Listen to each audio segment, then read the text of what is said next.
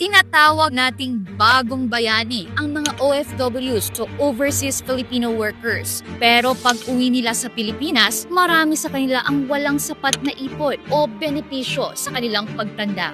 Bakit? Dahil wala silang access sa pension o retirement benefits. Kaya naman, ayusin natin ang Pilipinas. Isusulong ni Pastor Apollo C. Kibuloy ang OFW Retirement Security Act para sa mga kababayan nating OFWs. Sa ilalim ng panukalang ito, isusulong ni Pastor Apollo C. Kibuloy ang pension system na may kontribusyon mula sa gobyerno at employer mo galing sa ibang bansa.